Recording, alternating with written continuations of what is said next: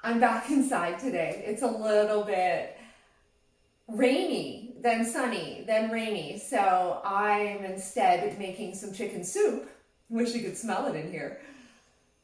I love it because I don't eat a lot of meat anymore, but once a week I bake a chicken and then I make soup for my skin, hair, and nails, but also for my immunity. And I don't care what you know who has to say about it. In fact, I don't care what anybody has to say about the way I take care of my health. I'm sovereign and I'm allowed to speak for myself. And speaking for myself, I'm not interested in a vaccine, and we're being held hostage to one. And I hope everybody's realizing that right now. We've all got different stages in which we are being allowed to emerge into society, into the new society. I call our plan, they call it reopen Saskatchewan. I call it reintegrate Saskatchewan. Because this is what these plans are, the reintegration plans, with a whole new set of rules as to how we are to move about in society, how we're to interact.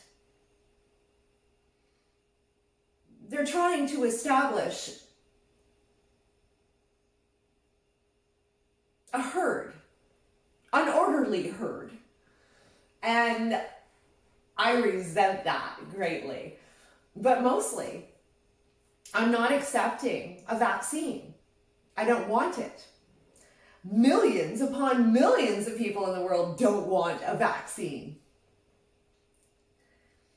You see, in the past, it was really tough because the flu, which is 100-fold of COVID-19, and that never shut down our hospitals. Now, let's backtrack here.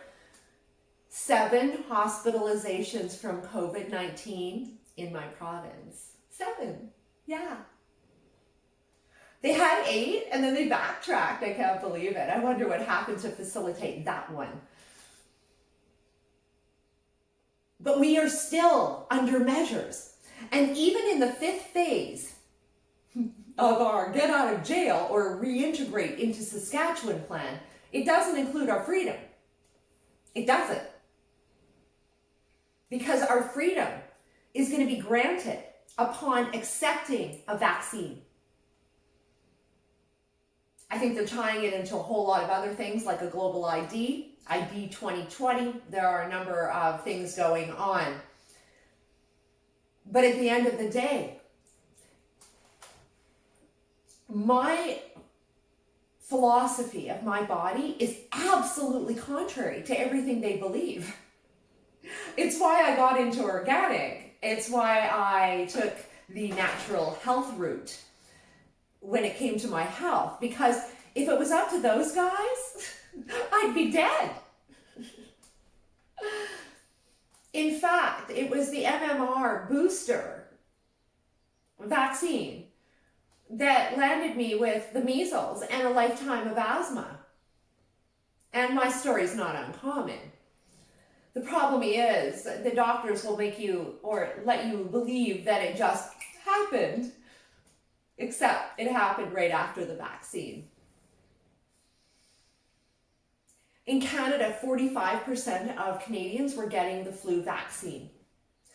Agenda 2030 in our plan, which is the business plan of the future of the earth, truly. The COVID plan is actually more the business plan, where the Agenda 2030 are the broad goals, not how you're going to get to them. that omission was pretty suspect to me. Their idea is that we are all to be managed as a herd. Very similar to the biotech, the big ag, big cattle. It's their mentality. It doesn't matter the health of the animal or the plant or the soil. It's all treated exactly the same. It's uniform. So baby born, and oh, you want to get back into society, you're going to have to agree. Now, I believe that vaccines are, well, they give you the disease or the virus that they're injecting. It's just in a smaller form. And then they use a lot of crazy adjuvants that just aren't good for health. Not everybody responds well. And in fact, problems can manifest years upon years later. I'll never forget when my dad got the flu vaccine 12 years ago and ended up in the hospital for a month. He collapsed after the vaccine. No feeling from the waist down. The last time I got a vaccine, I was 21 for the flu. My boss made me do it. I didn't want to. I ended up 10 days in bed. I had never been so sick in my life, and it was the last time I ever did a vaccine. And in fact, the last time he made any of his staff members ever do it again. Again, he got sucked into this mentality. And it wasn't correct. Right now, we have the World Health Organization running roughshod over our rights. They've infiltrated our governments and radical shifts to meet these Agenda 2030 goals, the blueprint, the business plan for the future of the earth, have been shifted into play. My question to you is, do you believe we should be medicated? I want you to look in your province or state at the seasonal flu stats for last year. And then I want you to look at the COVID-19 and tell me, do you believe in this industry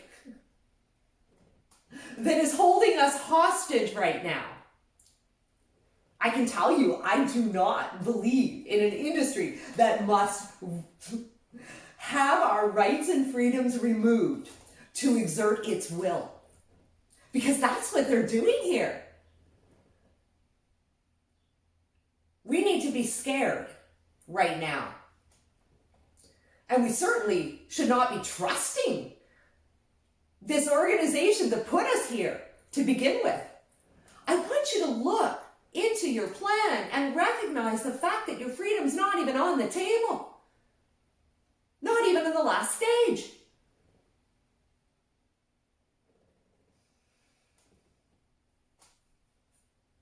And what does that mean for those of us that will not do this? Will we not be able to go shopping in the grocery store because we're a danger? Is this how they're going to position it? Because right now, that's the way it's looking to me.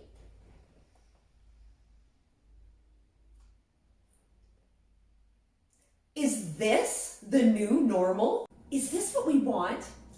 A sterile, paranoid,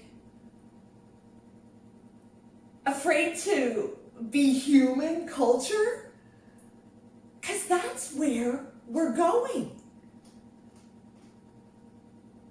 People are still thinking these measures are going away. They're not. They're going permanent in the stores. I saw the decals in my own store go permanent.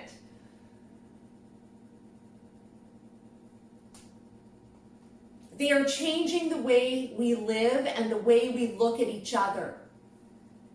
And I can tell you, it's not very healthy.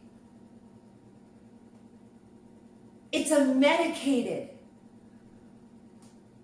handled society where we lose free will. I'm a woman of free will. And I know a lot of people express their free will like I do every single day. That's what makes us who we are. And they're taking it away. They've removed our right to move about freely in society. And now they're reorganizing how we do it when we reemerge. Every week it changes. And a new phase is enacted.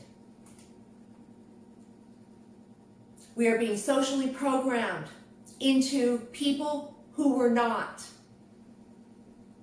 And we need to avidly reject this